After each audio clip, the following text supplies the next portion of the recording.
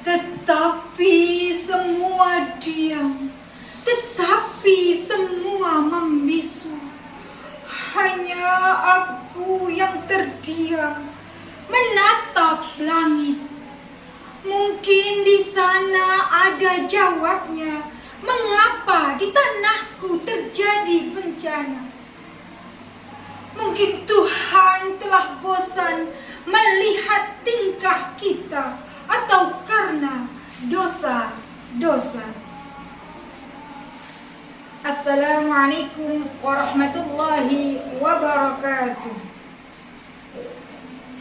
Alhamdulillahil khaliqil akbar wa huwa hirzun mimma akhafu wa ahdar.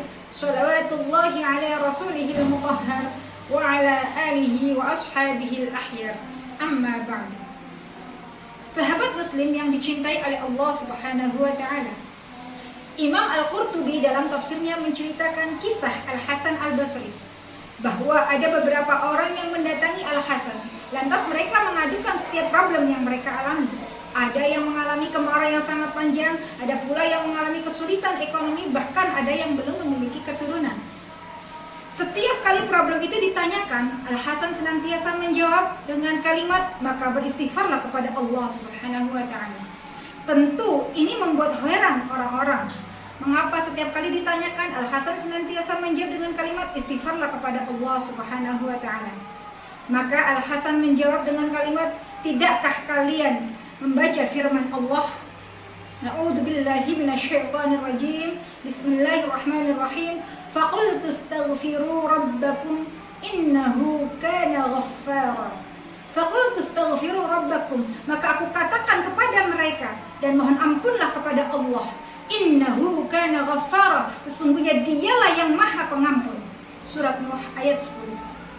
Selanjutnya Al-Hasan membaca surat Nuh ayat 11 dan 12. Sahabat muslim yang dicintai oleh Allah, Imam Al-Alusi dalam kitabnya Ruhul Ma'ani mengatakan bahwa jikalau kita senantiasa beristighfar dan bertaubat kepada Allah, maka Allah menjanjikan akan memberikan segala yang kita butuhkan dan kita perlukan. Tentu kita harus paham, dalam surat Asy-Syura ayat 30 Allah berfirman, a'udzubillahi minasyaitonirrajim, bismillahirrahmanirrahim, fama ashabakum min musibatin fabima kasabat aydikum. Al-ayah. Yang intinya Allah menegaskan dalam surat Asy-Syura ayat 30 bahwa segala musibah yang terjadi di dunia ini dikarenakan ulah tangan manusia atau karena dosa-dosanya. Sebagai contoh, saat ini kita semua sedang dilanda musibah, yakni pandemi COVID-19. Hal ini melanda seluruh berbagai penjuru dunia, bahkan Indonesia. Tentu untuk menyelesaikan masalah ini, salah satu caranya adalah dengan membaca istighfar kepada Allah Subhanahu wa taala. Sahabat muslim yang dicintai oleh Allah, sebagaimana kita baca dalam surahnya, Rasulullah Shallallahu alaihi wasallam senantiasa berbuat baik dan kontinu, salah satunya membaca istighfar. Dalam hadis riwayat Imam Muslim, Rasulullah Shallallahu alaihi wasallam bersabda yang maknanya, demi Allah, aku senantiasa beristighfar dan bertaubat kepadanya 100 kali dalam sehari. Rasulullah saja yang sudah jelas dijamin oleh Allah masuk surga, senantiasa beristighfar kepada Allah Subhanahu wa taala. Oleh karena itu, mari kita sama-sama saat ini, dari sekarang, dalam kondisi apapun, dimanapun, kapanpun, mari sama-sama kita memperbanyak istighfar kepada Allah. Saat ini pula kita sudah masuk ke dalam bulan Ramadan, bulan yang mulia, bulan yang penuh rahmat, bulan yang penuh maghfirah atau ampunan. Mari perbanyak istighfar kepada Allah Subhanahu wa taala. Istighfar yang sesungguhnya, bukan istighfar ucapan yang tanpa makna. Apa itu istighfar yang sesungguhnya? Kita harus mulai niat dari hati bahwa kita harus berhenti terhadap perbuatan dosa-dosa yang pernah kita lakukan.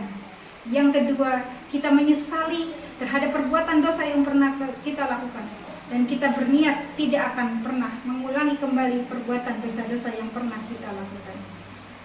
Dalam hadis disebutkan, tuba liman wajada fi sahifatihi istighfaran katsiran, yang artinya berbahagialah bagi orang yang mendapati dalam catatan amalnya penuh dengan istighfar.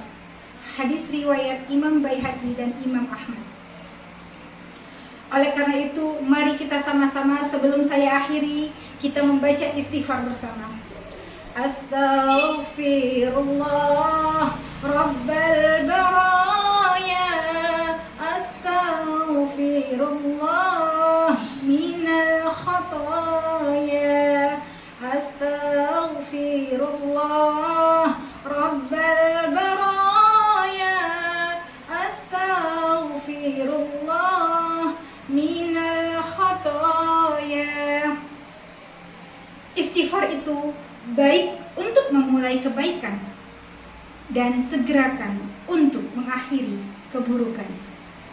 Wabillahi taufiq wal hidayah wa ridha wal inayah wal afu minkum. Wassalamualaikum warahmatullahi wabarakatuh.